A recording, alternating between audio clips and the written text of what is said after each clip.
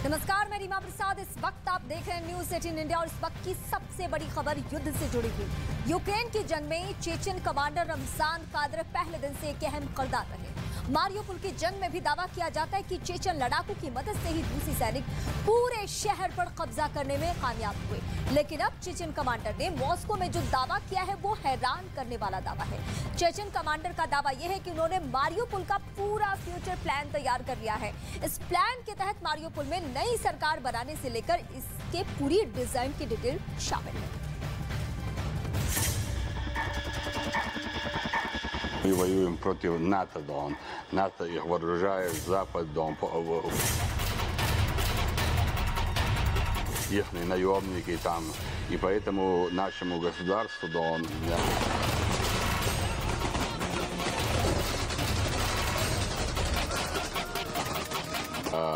нелегко.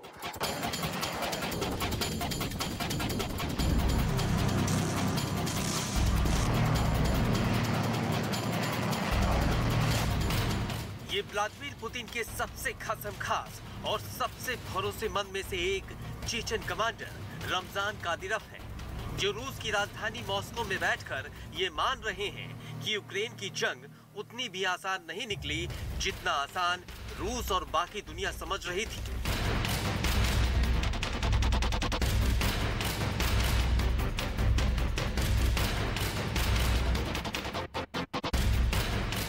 शुरुआत में अभियान में कुछ गलतियां हुई, लेकिन अब हम 100% प्लान के मुताबिक आगे बढ़ रहे हैं।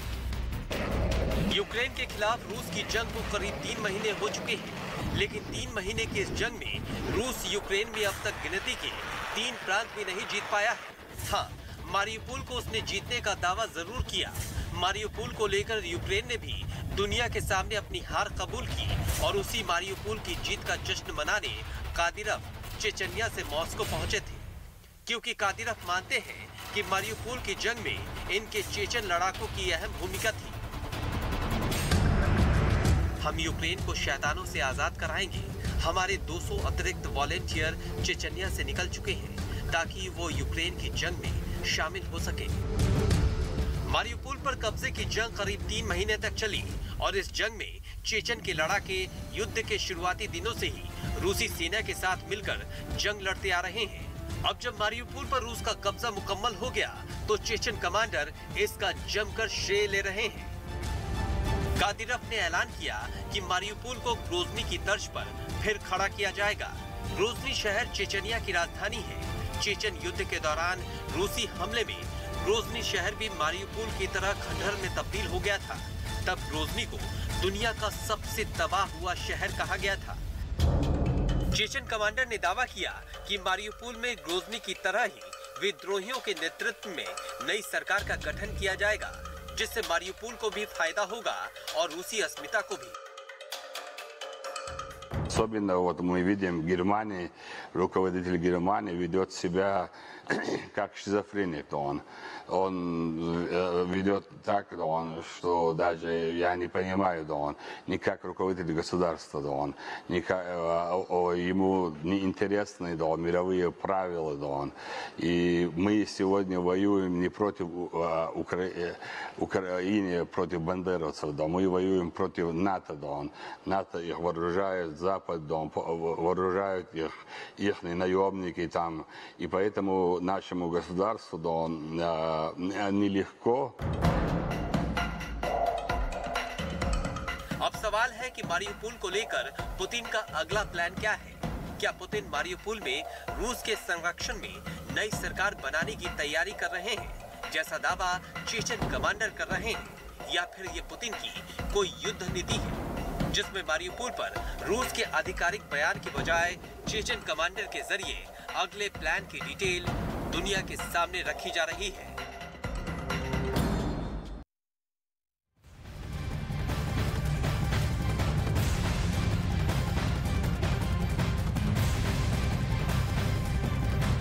युद्ध के 87 दिन गुजर चुके हैं, आज 88वां दिन है और इस बीच हालात ये बने हैं कि अभी भी रूस की ताकत, रूसी की सैन्य ताकत वो चाहती है, उसकी कोशिश है कि वो पूरी तरीके से कंट्रोल कर ले यूक्रेन के कुछ हिस्सों को, लेकिन अभी भी ये संभव होता हुआ नजर नहीं आ रहा। पुतिन के करीबी कादिरव का इस वक्त बयान जो आया है वो चौंकाने वाला है। कादरेव का कहना है कि यूक्रेन में रूस नाटो के खिलाफ लड़ रहा है। नाटो और पश्चिम देश यूक्रेन को हथियार दे रही हैं।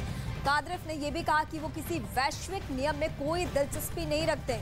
उन्होंने जर्मनी के चांसलर को मानसिक बीमारी से पीड़ित बताया है और पुतिन को ईमानदार और सच्चा देशभक्त करार दिया है। ये कादरेव का बयान यह है कि हम नाटो के खिलाफ लड़ रहे हैं, यूक्रेन के खिलाफ।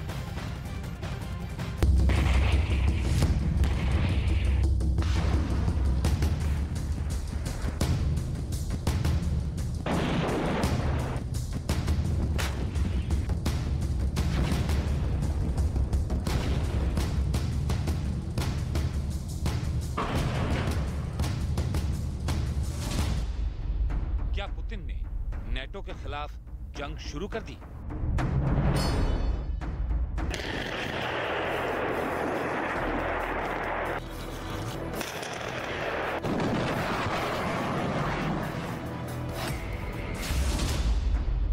यूक्रेन पर निगाहें, नेटो पर निशाना।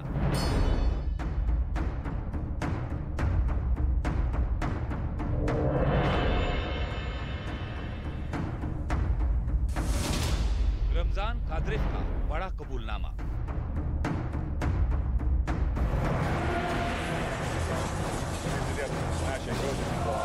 Мудрый, сильный, волевой политик, но зачем нам мир без России? Зачем нам... यूक्रेन पर बरसते बम क्या नेटो को डराने के लिए हैं?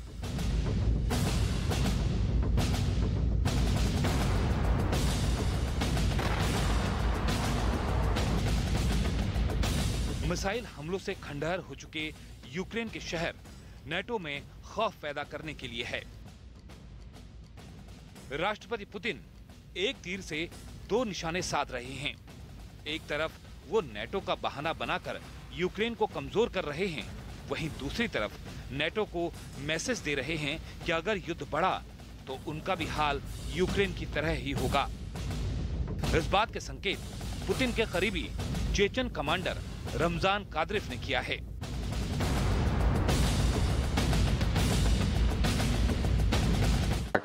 Что даже я не понимаю, да он не как руководитель государства, да он ему не интересны, да он мировые правила, да он. И мы сегодня воюем не против Украины, против бандеровцев, да мы воюем против НАТО, да он. रमजान कादरेव वो नाम जिसने यूक्रेन में तबाही की पटकथा लिखी। रमजान कादरेव वो नाम जिसने पुतिन की शह पर यूक्रेन में बर्बरता की हदें पार की।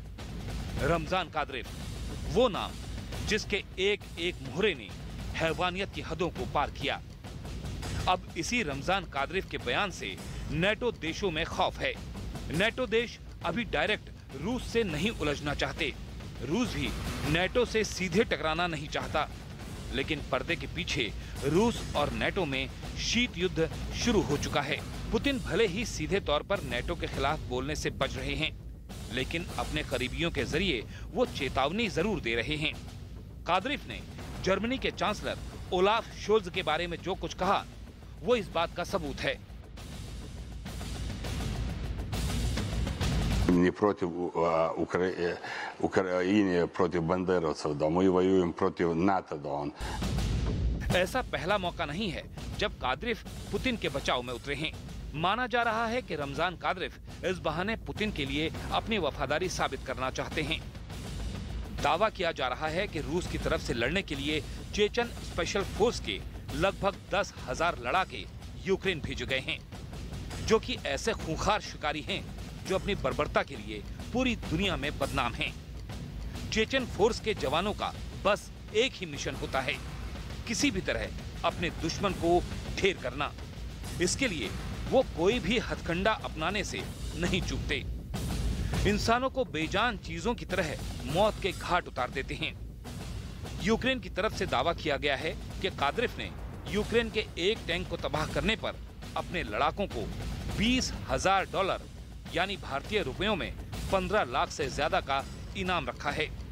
इन लड़ाकों को यूक्रेन के प्रमुख लोगों को मारने के लिए एक हिट लिस्ट दी गई है। उन्हें इस लिस्ट में यूक्रेन के जिन अधिकारियों के नाम लिखे हैं उन्हें पकड़ने का आदेश दिया गया है।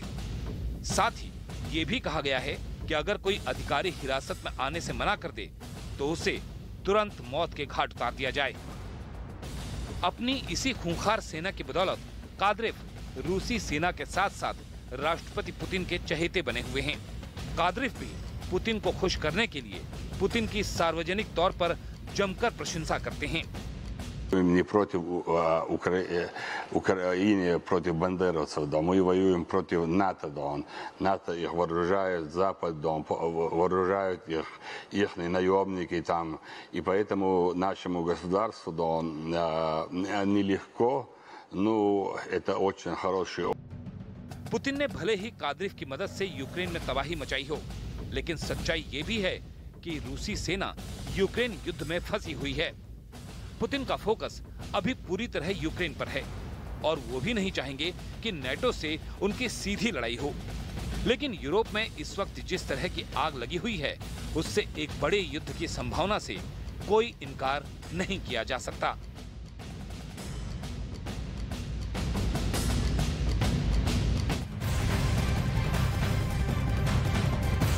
यूक्रेन में त्राहिमाम मचा हुआ है, लेकिन ज़ेलेंस्की झुकने को तैयार नहीं है। अब उन्होंने एक नई कसम खा ली है।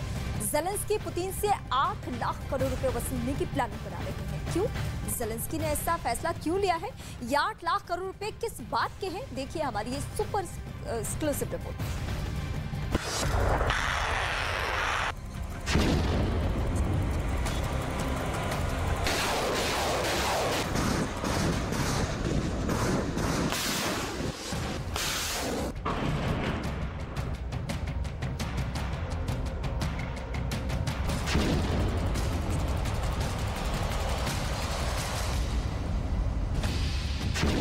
खार्किव के इस कल्चर सेंटर की बर्बादी रूस यूक्रेन महायुद्ध की सबसे ताजा अपडेट है। यूक्रेन की संस्कृति को संजोए सालों से खड़ा ये सांस्कृतिक महल देखिए कैसे तबाह हो रहा है।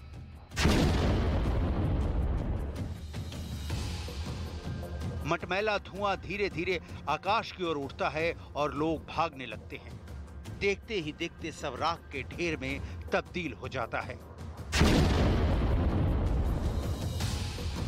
यह पहली बार नहीं है जब खार्किव मिसाइल हमले से मलबे में बदल गया हो। दिन और हफ्ते बीतते अब तो 3 महीने होने चले हैं। खार्किव को रूसी फौज झुलसा रही है।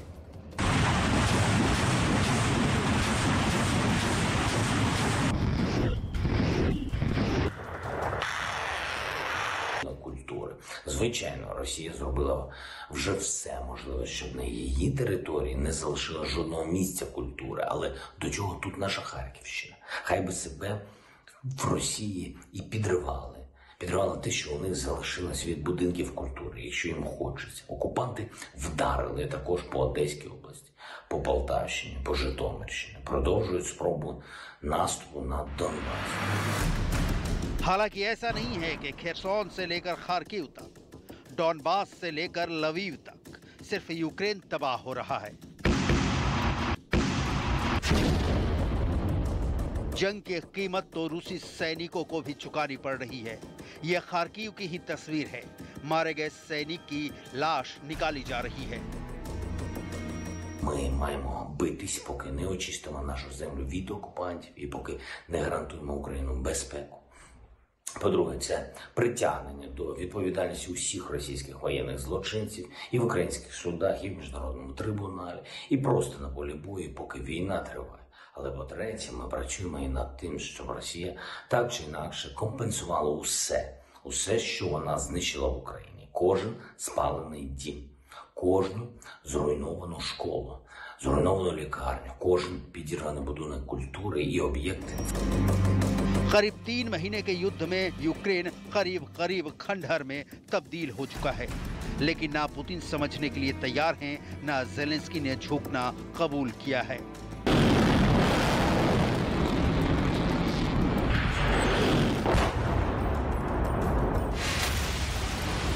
Російські окупаційні війська ведуть інтенсивний вогневий вплив вздовж усієї лінії зіткнення і намагаються бити артилерію в глибину оборони українських військ. Це, зокрема, в Донецькому операційному районі і на Слов'янському напрямку. І також противник зосереджує зусилля на утриманні зайнятих ним рубежів, веде розвідку, здійснює інженерне обладнання позицій. दक्षिण के बाद अब रूसी सेना ने यूक्रेन के पूर्वी हिस्से को बड़े पैमाने पर घेर लिया है और एक एक कर कई शहरों पर कब्जा करने की कोशिश में लगा है। मारियोपोल में यूक्रेन का आखिरी किला भी ढह गया। यूक्रेनी सैनिकों ने पुतिन की सेना के सामने सरेंडर कर दिया।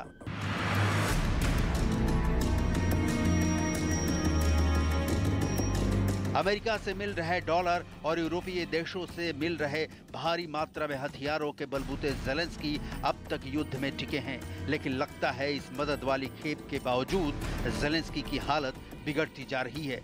अब ज़ेलेंस्की रूस से मुआवजा मांग रहे हैं, मुआवजा उस नुकसान का जो पुतिन के सैनिकों ने यूक्रेन में किया है। ज़ेलेंस्की ने रूसी राष्ट्रपति पुतिन को चेतावनी देते हुए कहा कि रूस हर उस बम का भार महसूस करेगा जिसे उसने यूक्रेन पर गिराया है।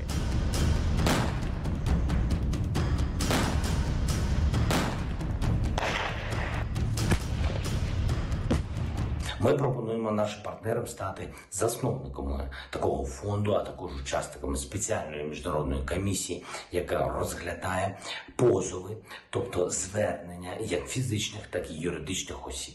Зрозуміло, що виконання цього завдання не буде простим, але насправді вже почалась дискусія про необхідність такого шляху, такої компенсації за рахунок російських активів. Світ вже युद्ध में अब तक नुकसान का आकलन बहुत जरूरी है। इस युद्ध में यूक्रेन को अब तक करीब 8,000 करोड़ रुपए का नुकसान हुआ है। करीब 1 करोड़ 40 लाख लोगों ने यूक्रेन छोड़कर पड़ोसी देशों में शरण लिया है। लेकिन ज़ेलेंस्की ने रूस से जो मुआवजा की रकम मांगी है वो है $100 बिलियन। ज़ेलेंस्की ने पुतिन से जो $100 बिलियन का मुआवजा मांगा है उसकी टाइमिंग समझने की कोशिश कीजिए। एक तरफ तो ज़ेलेंस्की कह रहे हैं कि युद्ध लंबा चलेगा, यानी कि यूक्रेन और तबाह होगा। दूसरी तरफ ज़ेलेंस्की पुतिन के हमले के शिकार मलबे पर इमारतें खड़ी करना चाहते हैं, जिसके लिए उन्हें पैसे भी पुतिन से चाहिए। सीधे तौर पर देखें तो पुतिन ज़ेलेंस्की की मांग कभी पूरी नहीं करेंगे, लेकिन फिर भी ज़ेलेंस्की ने मुआवजे की मांग की है, यानी कि ज़ेलेंस्की दुनिया को दिखाना चाहते हैं कि यूक्रेन को कितना नुकसान हुआ है। रूसी सेना यूक्रेन के पूर्वी क्षेत्र में लगातार भारी बमबारी कर रहा है।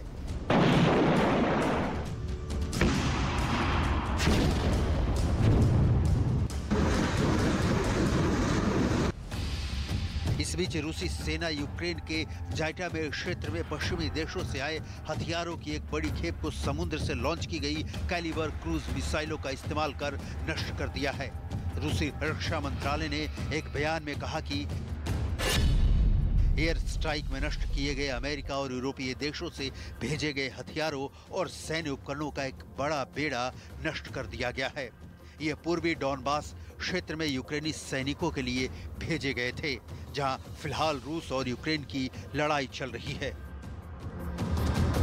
हालांकि न्यूज एजेंसी रॉयटर्स ने इस खबर की पुष्टि नहीं की है, जिसमें यह भी कहा गया था कि रूसी मिसाइलों ने काला सागर तट पर ओदेसा के पास ईंधन भंडारण सुविधाओं पर हमला किया था और 2 यूक्रेनी Su-25 विमान और 14 ड्रोन को मार गिराया था।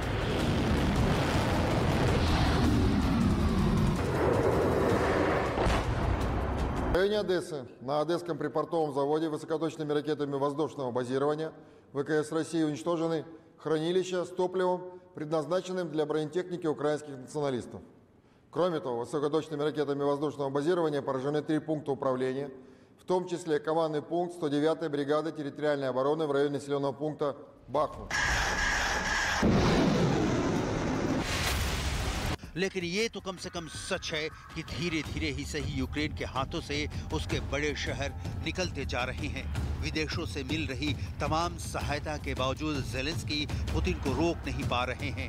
उनके सैनिक जी जान से लड़ रहे हैं, लेकिन युद्ध की दिशा नहीं बदल पा रहे। इसके साथ ही ये भी सच है कि जिन शहरों पर पुतिन कब्जा कर लेने का दावा कर रहे हैं, उनमें से कई शहरों में ज़ेलेंस्की की सेना फिर से एक्टिव हो गई है।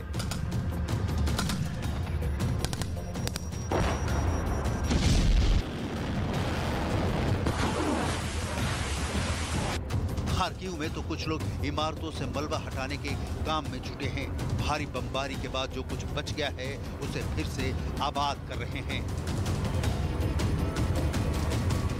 А так мы даже если выходили, мы ночевать сюда приходили, мы боялись просто. Потому что вы видите, как влетело в 130-е, люди были там, и никто ничего не смог сделать. ज़ेलेंस्की इन्हीं कामों के लिए मुआवजा मांग रहे हैं। रोजाना करोड़ों रुपए युद्ध में झोंकने के बाद अब ज़ेलेंस्की की तिजोरी अमेरिकी मदद के बावजूद खाली होती नजर आ रही है। ज़ेलेंस्की को पैसा चाहिए। ज़ेलेंस्की चाहते हैं कि दुनिया के दबाव में रूस यूक्रेन को ये पैसा दे, लेकिन फिलहाल ऐसा होता नहीं दिख रहा है। फिर भी मुआवजे के जरिए ज़ेलेंस्की पुतिन को एक्सपोज करना चाहते हैं। दुनिया को ये बताना चाहते हैं कि यूक्रेन पर पुतिन के स्पेशल मिलिट्री ऑपरेशन का सच क्या है। ये भी बताना चाहते हैं कि कैसे रूस ने एक हंसते खेलते देश को बर्बाद कर दिया।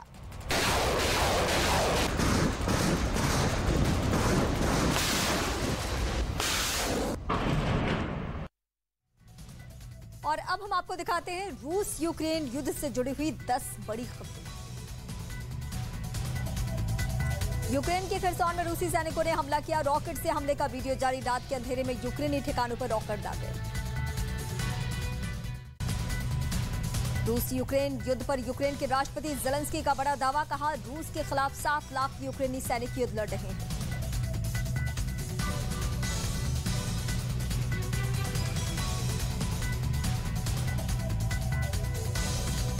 यूक्रेन के राष्ट्रपति ज़ेलेंस्की का बड़ा बयान। कहा, डॉनबास में हालात बहुत मुश्किल। रूस लगातार कर रहा है हमला।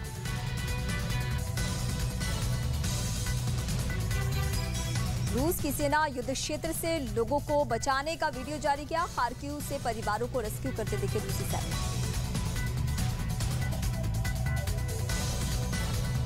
रूस ने यूक्रेन के नीपर नदी पर बने हाइड्रो इलेक्ट्रिक स्टेशन पर गार्डों की तैनाती की। युद्ध की शुरुआत में ही रूसी सेना ने किया था कब्जा। रूसी सेना KA-52 हेलीकॉप्टर से कर रही है यूक्रेन पर हमला। यूक्रेन के कई ठिकाने तबाह। यूक्रेनी सेना ने कीव के पास बिछाई गई लैंडमाइंस को धमाका कर किया निष्क्रिय। यूक्रेन ने वीडियो जारी किया। मिसाइल हथियार गोला बारूद बरामद। लुहांस्क में रूस ने रेलवे स्टेशन पर हमला कर तबाह किया। यूक्रेनी मीडिया ने जारी किया वीडियो।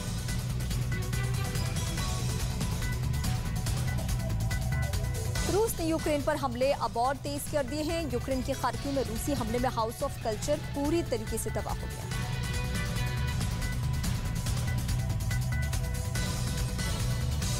खार्किव में हाउस ऑफ कल्चर की तबाही से पहले की तस्वीर आई सामने। संवाददाता जनक दवे ने कुछ दिन पहले हाउस ऑफ कल्चर पर खिंचवाई थी तस्वीर।